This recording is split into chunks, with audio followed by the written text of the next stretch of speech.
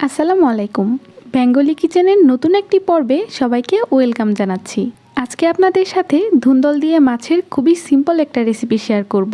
কম বেশি সবাই তো এই রান্নাটা পারেনি, তবে যারা একদমই নতুন রাঁধুনি আশা করি তাদের জন্য অনেক উপকার হবে। তো চলুন আর কথা না বাড়িয়ে রান্নাটা দেখে নিই। এখানে আমি 5টা ধুন্দল নিয়েছি, আর ধুন্দলগুলো আমাদের নিজেদের গাছের। আর যেহেতু কোনো সার বিষ কিছু দেওয়া হয়নি, তাই এগুলো একদম ফ্রেশ আর টাটকা। এবার আমি একটা ছুরির সাহায্যে এর দুপাশ থেকে কেটে নিয়ে এর খোসাটা এখন ফেলে দিব। একটা পিলারের সাহায্যে এর খোসাটা আমি ফেলে দিচ্ছি।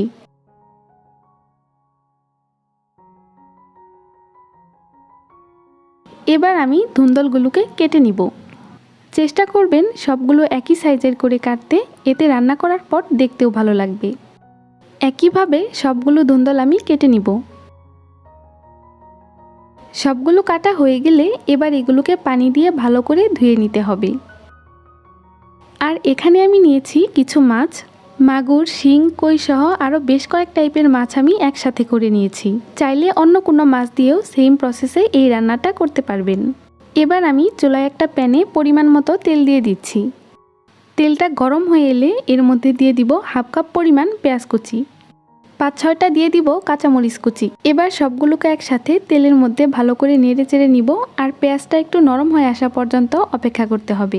পেঁয়াজটা একটু নরম হয়ে এলে এর মধ্যে দিয়ে দিব হাফ টেবিল চামচ জিরা বাটা, দিয়ে দিচ্ছি 1 চা চামচ পরিমাণ ধনিয়া গুঁড়া, প্রায় 1 টেবিল চামচ পরিমাণ মরিচের গুঁড়া, 1 চা চামচ হলুদের গুঁড়া।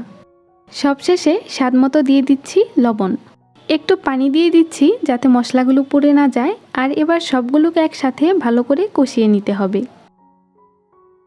তেলটা যখন মশলার গা ছেড়ে এভাবে উপরে ভেসে উঠবে, তখন বুঝবেন মশলাটা সুন্দরভাবে কষানো হয়েছে।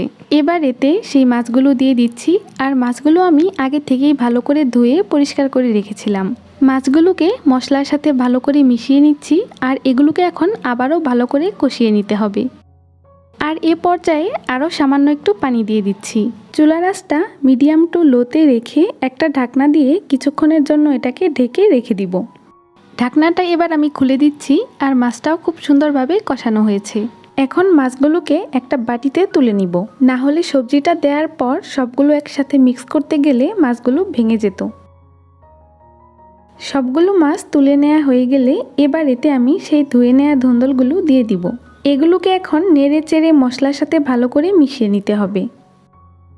এগুলোকে একটা ঢাকনা দিয়ে ঢেকে 5-6 মিনিটের মতো কষিয়ে নিতে হবে। তবে এ পর্যায়ে কোনো পানি ব্যবহার করা যাবে না, কারণ ঢাকনা দিয়ে ঢেকে দেওয়ার পরে এমনিতেই এটা থেকে বেশ কিছুটা পানি উঠবে। আর চুলার আঁচটা মিডিয়াম থেকে সামান্য একটু কম রাখতে হবে। 5-6 মিনিট পরে ধুন্দলটা প্রায় সিদ্ধ হয়ে এসেছে, আর এটা থেকে কিন্তু দেখতেই পাচ্ছেন অনেকটা পানি উঠেছে। তবে এর মাঝেও ঢাকনা খুলে আমি এটাকে কয়েকবার নেড়ে চেড়ে দিয়েছিলাম। এবার আগে থেকে কষিয়ে রাখা সেই মাছগুলো এখানে দিয়ে দিচ্ছি, আর সবগুলো একসাথে ভালো করে নেড়ে চেড়ে মিক্স করে নিতে হবে। এরপর এতে সামান্য একটু পানি অ্যাড করে দিয়ে আবারও একটা ঢাকনা দিয়ে ঢেকে দিব।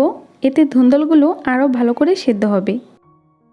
কিছুক্ষণ পর আমি ঢাকনাটা খুলে দিচ্ছি, আর আমার রান্নাটা কিন্তু এখন একদম রেডি। এরকম হালকা পানি পানি থাকা অবস্থাতেই এটাকে আমি নামিয়ে নিব, কারণ নামানোর পর একটু ঠান্ডা হলে এমনিতেই এটা থেকে কিছুটা পানি শুকিয়ে যাবে। এবার এটাকে আমি পরিবেশন করে দেখাচ্ছি। তো এই ছিল আমার সিম্পল ওয়েতে আর অসাধারণ স্বাদে ধুন্দল দিয়ে ছোট মাছ রান্না। আশা করি আজকের রেসিপিটি সবার ভালো লেগেছে, আর ভালো লেগে থাকলে আমার চ্যানেলটিকে সাবস্ক্রাইব করে পাশে থাকা বেল আইকনটিতে ক্লিক করতে ভুলবেন না। আজকে তাহলে এখানেই বিদায় নিচ্ছি। আল্লাহ হাফেজ।